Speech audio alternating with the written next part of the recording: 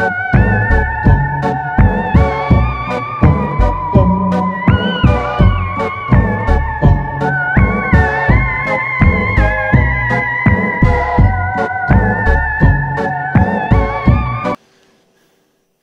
je m'appelle Seb Muller et bienvenue sur USM Fabrication. Aujourd'hui les amis, dans cette vidéo, on va se faire une petite réparation comme on a l'habitude de faire. On va la faire ce coup-là sur l'Optimax, ça change un petit peu du tradi. Et puis j'avais mes autres machines à proximité, donc ça me permettait de travailler pas loin de mes CN, voilà.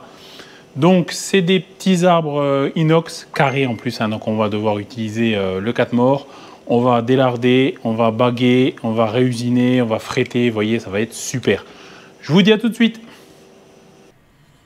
Voilà les amis, comme d'hab en voix off, on sera bien, on ne sera pas gêné par le bruit ambiant dans l'atelier. Donc les portées là sont à refaire. Ce n'est pas les portées qui sont tout devant, celles qui sont un peu derrière là, vous voyez, sur la partie épaulée.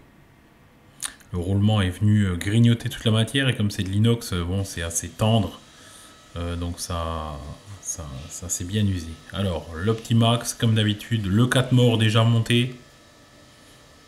Ah, quand je monte le 4 morts sur les machines, j'adore ça.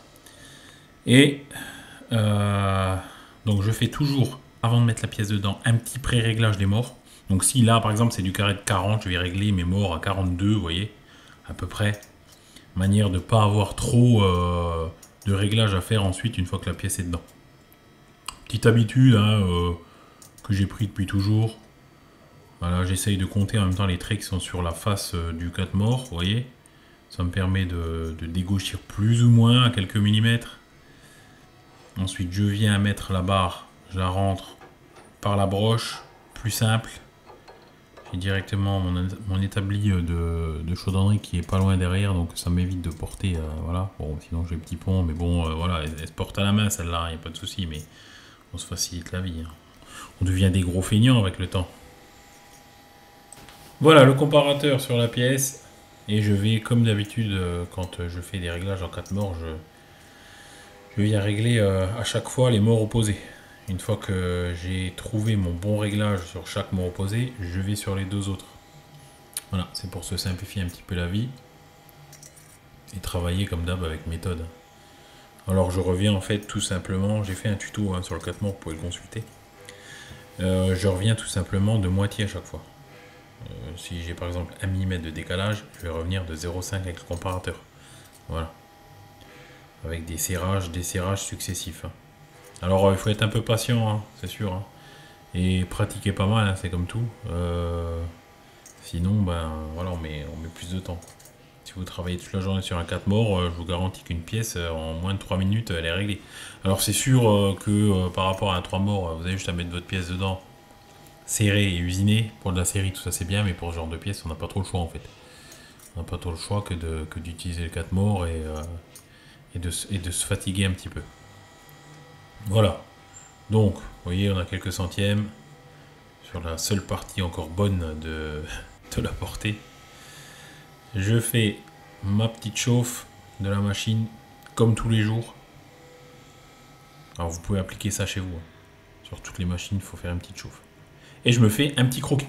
Alors ça, le croquis les amis, c'est super important. Ça va déjà vous aider à travailler avec méthode. Donc je fais un croquis même à la main comme ça, de ce que je vais faire. Voilà, ça vous donne une idée et ça vous guide. Donc là on va délarder. Le fini c'est 29,98. On va délarder au maximum. On va faire une petite bague qu'on va venir fréter dessus. Voilà. Donc j'ai fait un petit cycle d'ébauche sur l'Optimax. J'ai réglé mon brut, venu tangenter contre la face pour mon origine et on est parti. Là je le monte sur l'Optimax, pardon, mais vous pouvez très bien le faire sur Tradi, c'est la même chose. C'est juste que là, voilà, l'Optimax c'est quand même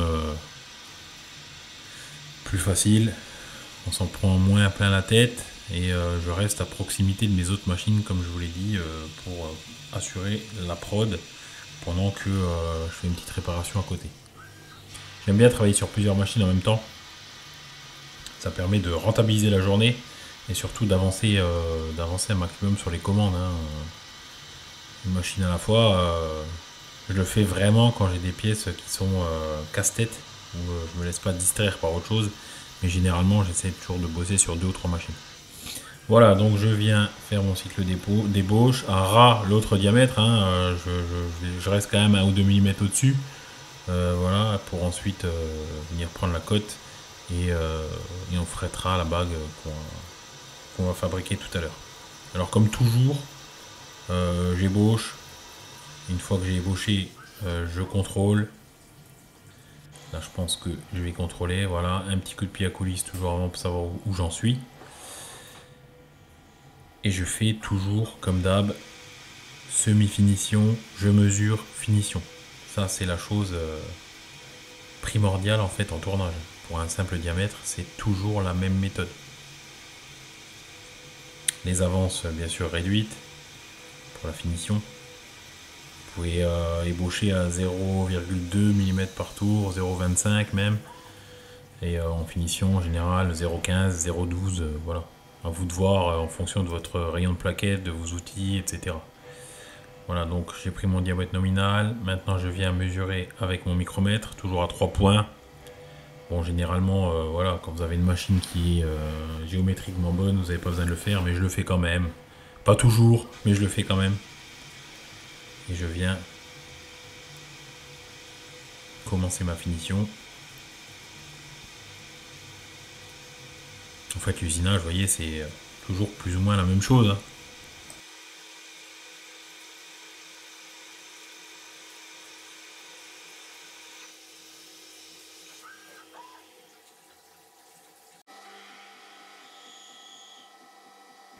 Voilà, un petit contrôle encore pour être sûr de ce qu'on fait. Je viens noter ma cote dessus et j'appliquerai le serrage en fonction. Allez, je vais démonter ma pièce. J'essaie de desserrer que 2 morts. Comme on va rentrer l'autre pièce qui est également un carré de 40, donc ça nous fera moins de réglages. Et voilà, je vais sortir la barre et rentrer l'autre. La magie d'internet, hein, j'ai fait ça en 2-2. Voilà, je resserre mes morts de la même manière qu'avant, mais je viens quand même contrôler, hein, parce qu'il y a toujours un petit peu de réglage. Il suffit que celui qui a usiné l'axe là avant moi, il a fait légèrement, on n'a pas centré par rapport au carré, voilà, ça va forcément balancer quoi.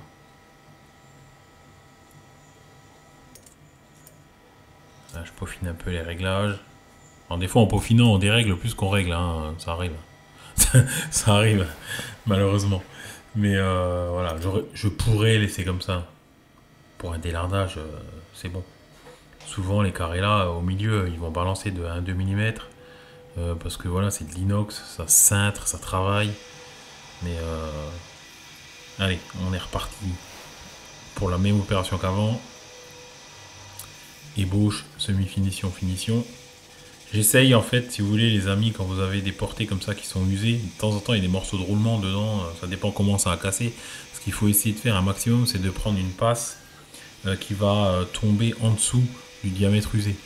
Parce qu'en surface du diamètre usé, là, il peut y avoir, comme je vous le disais, des morceaux de roulement, etc., des choses comme ça, et ça va casser votre outil. Le mieux, c'est d'aller, comme on dit toujours, sous la croûte, vous voyez. Et idem, quand vous faites un rechargement par soudure, la première passe, essayez au maximum d'aller déjà en dessous de cette fameuse croûte de soudure. Que vous ayez un diamètre qui tient plus ou moins la route déjà. Ça fatiguera moins les outils et vous aurez moins de problèmes de choc. Voilà. En fait, voilà, je vous montre ma vidéo, mais c'est presque un podcast, un truc. Hein. Allez, semi-finition et finition de la deuxième pièce.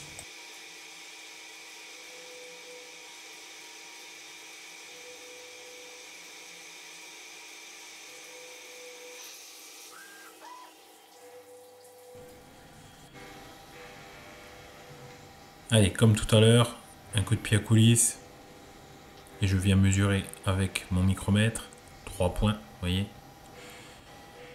À force de répéter, de faire tout le temps la même chose, vous avez une méthode de travail qui va rester. Et puis vous allez tout le temps l'utiliser. Bon, faut trouver une méthode de travail qui est bonne, hein, qui fonctionne. Et voilà, semi-finition. Toujours bien lubrifié avec l'inox. C'est le genre de choses qu'on peut faire à la rigueur sur l'acier sans lube. Pas le moment de la finition, hein, je parle de l'ébauche. Hein. Finition, il faut toujours que votre pièce soit à température ambiante. Et l'inox, voilà, je vous conseille de lubrifier tout le temps. Allez.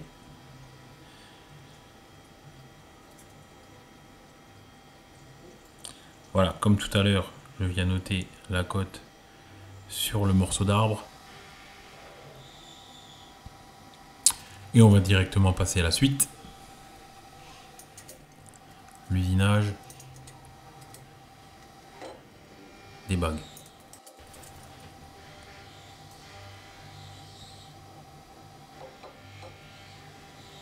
Voilà, je vous le dis à chaque fois, facilitez-vous un maximum la vie. Rien que rentrer et sortir la barre, vous n'avez pas besoin de bouger la pointe, rien.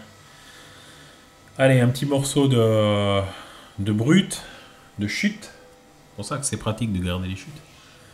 Là, j'ai un petit morceau de diamètre 35. Alors, je vais pas remettre le 3 morts pour usiner un rond, gnangnan. Voilà, je me débrouille, je règle le 4 morts juste pour le rond. Et comme ça m'évite de faire 15 000 montages. J'aurais pu aller faire ça sur le tradi, admettons, vous voyez, ou sur une autre scène et usiner le morceau là. Mais voilà, je suis resté sur l'Optimax, ça y est, ça va très bien. Allez, je perce avec un forêt HSS. J'espère que vous avez été aller voir mon tuto sur l'affûtage, j'ai donné du mal. Toujours lubrifiant, hein, à fond la caisse, surtout quand on perce. Ensuite, moi, je vais dresser le petit bout là. Alors en vrai, ce qu'il faudrait, c'est mettre un autre outil hein, pour dresser, parce qu'avec un outil à charioter comme ça, outil couteau, même avec une plaquette de 0,8, le maximum que vous pouvez prendre en dressage, c'est 0,8. Bon là, il n'y avait pas grand chose. J'étais un peu feignant. J'ai dressé ça comme ça. Voilà, au mode manuel en plus. Voilà.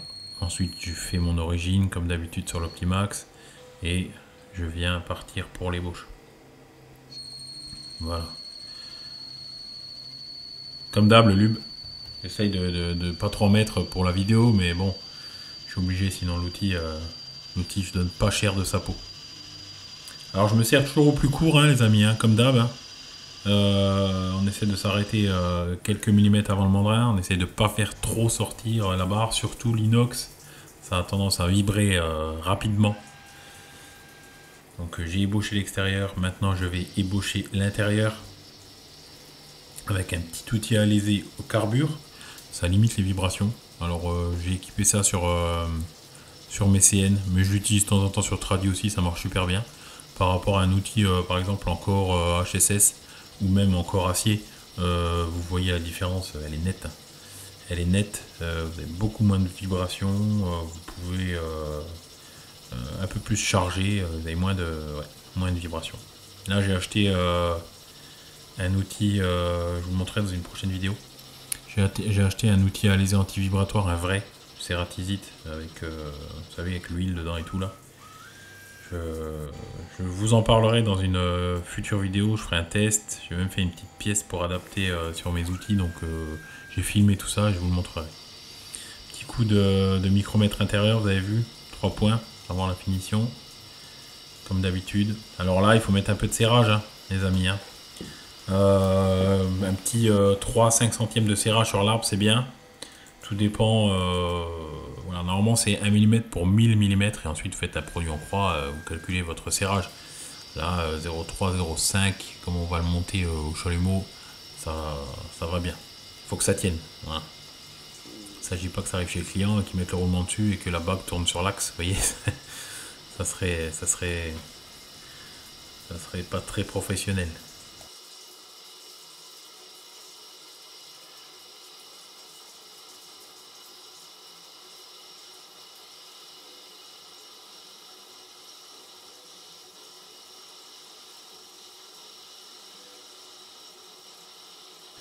Et là c'est pareil les amis, l'outil à léser, on évite de le sortir de 15 km, on essaie de le sortir qui reste 5 mm à la face.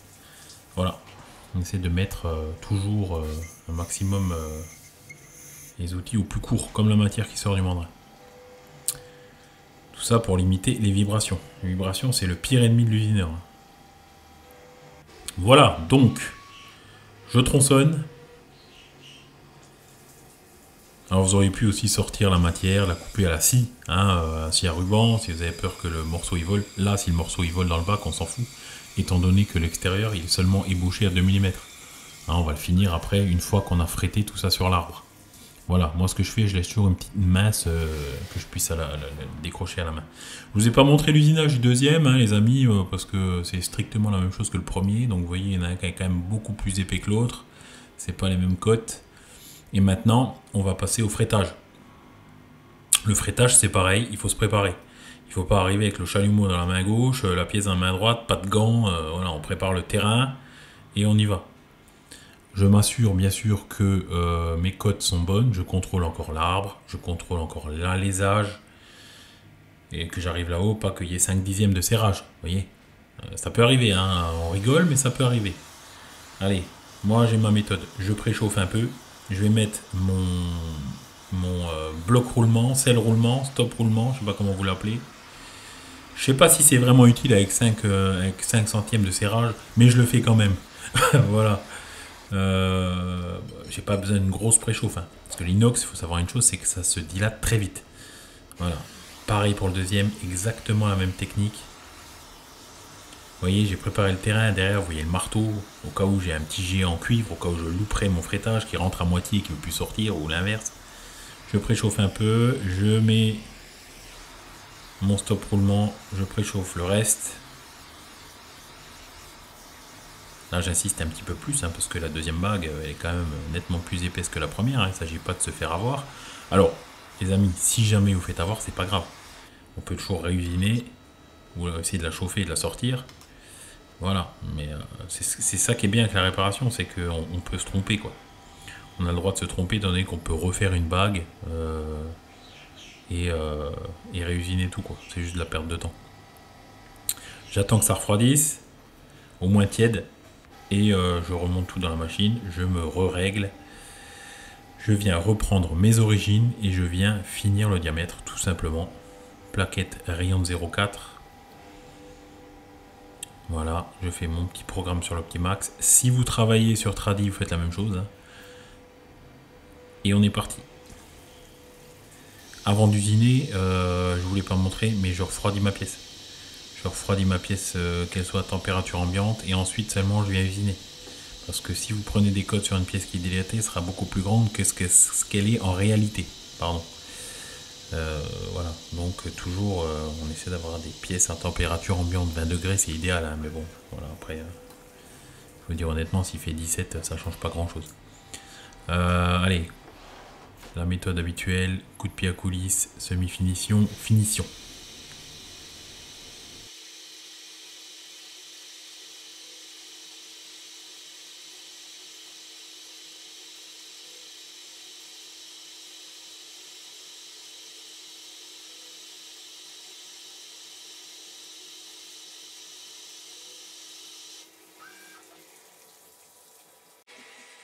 Allez, la petite mesure. Vous voyez, là, j'ai pris que 2 points. Ça va très bien aussi. Et la finition. Avance de 0,15 de mémoire. Moi, j'utilise toujours plus ou moins la même chose. 0,12, 0,15, ça dépend. Je peux aussi faire de temps en temps des finitions avec l'outil plaquette 0,8. Là, je laisse 0,2. Voilà, ça dépend de la précision, ça dépend de l'état de surface. L'inox, généralement, quand vous avez les bons paramètres, ça s'usine bien. Et hop, là j'ai 0. Voilà. 0 moins 2 centièmes. Pareil sur le deuxième. Je le mets dedans. Je m'assure qu'il soit bien refroidi. Je règle. Et là on est pas mal. Hein. 2-3 centièmes. C'est nickel. Pareil que tout à l'heure, mes origines, la face. Je viens dans mon programme régler profondeur de passe, les diamètres, etc. Je vais laisser une petite surrep avant finition là. Je fais ma petite simulation, toujours rassurant sur l'Optimax. Et j'y vais. J'ai changé un petit peu le point de vue de la caméra là, parce que tout le temps la même chose, c'est vrai que c'est un petit peu lassant. Allez, j'hésite pas à l'ébauche, hein, je peux y aller. Hein. Je peux envoyer les watts, hein, je peux prendre un maximum de passes. On est très proche du mandrin, on a la pointe derrière, il peut pas se passer grand chose. Enfin, j'évite quand même de prendre 10 mm de passe parce que bon, voilà, là, la bague elle pourrait éventuellement tourner sur l'axe, mais voilà, avec le serrage qu'on a mis là, normalement, vous n'avez pas de risque.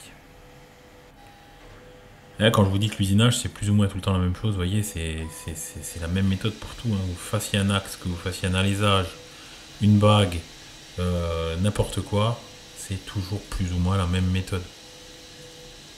Ébaucher à 1 mm, refroidir, semi-finition, mesure, finition. Voilà. Il n'y a pas 36 000 sortes de techniques hein, au final. Hein. Après, en fonction des matières, vous pouvez avoir des profondeurs vous laissez plus de surrep que d'habitude. Par exemple, un acier tendre, style S355, par exemple, vous allez laisser un petit peu plus de surrep à la finition. Vous laissez 1 mm en général pour avoir une surface correcte. Parce que si vous laissez trop peu, il y aura plein de petites stries dans le diamètre. Parce que voilà, c'est de la matière qui est trop molle. Et donc l'aspect, c'est vrai qu'il va être un petit peu dégueu. Quoi. Voilà pour la finition.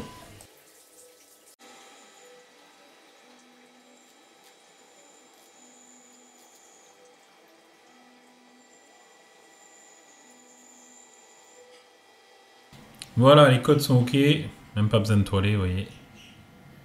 On est bien. Alors si vous avez peur, hein, laissez une petite surrep et puis vous faites un petit toilage, voilà. Même si c'est pas super conseillé. Vous voyez ce que je vous disais les amis, pendant que je fais ça, j'ai mes autres machines qui travaillent. Là voilà, je fais un petit boulot sur ma Cincinnati, sur le 4e axe de la série. Franchement un plaisir le 4e axe. Et j'ai la machine vraiment à proximité, comme ça je peux travailler efficacement sans faire 15 km entre deux machines. Toujours un petit nettoyage des machines à la fin les amis, vous voyez, regardez. Une fois que j'ai fini de bosser, je reconditionne ma bécane, je la nettoie, je la souffle, je sèche les glissières pendant que mon chien fait la sieste. Ah, il est en fin de poste lui aussi, vous voyez. Ils ont la belle vie.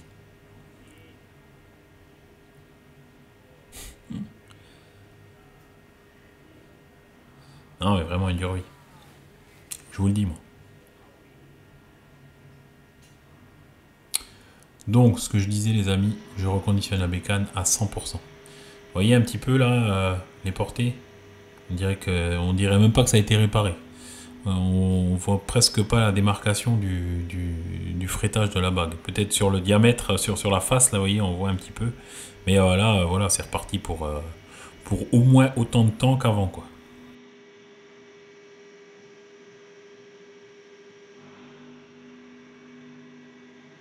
Voilà les amis, j'espère que cette vidéo vous aura plu. Alors, vous voyez, la réparation, c'est quand même un truc super plaisant dans l'usinage, quoi. Alors, il faut savoir qu'il y a des entreprises qui sont spécialisées dans la réparation, qui font quasiment pas de fabrication neuve.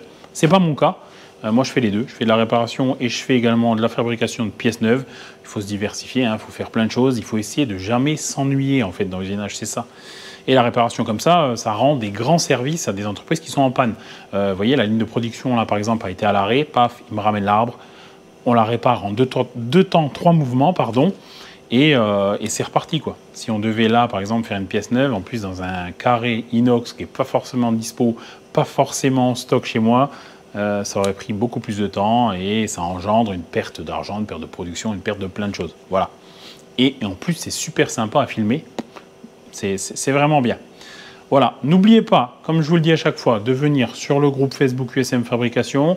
Vous y trouverez certainement beaucoup de réponses à vos questions. On est 21 000 et quelques maintenant. Voilà, c'est vraiment un super groupe d'échange où on ne se prend pas vraiment trop la tête. C'est bon enfant, voilà, l'ambiance elle est sympa. N'oubliez pas de me dire ce que vous en avez pensé en commentaire également de cette vidéo. J'essaye d'en poster un maximum. J'essaye quand je peux et quand les pièces ne sont pas sensibles de filmer un max. Voilà, j'essaie de prendre cette habitude. Venez également sur le groupe, sur ma page Instagram, USM Fabrication. Je poste quotidiennement les travaux que je réalise et voilà les vidéos du moment. À bientôt les amis dans une autre vidéo.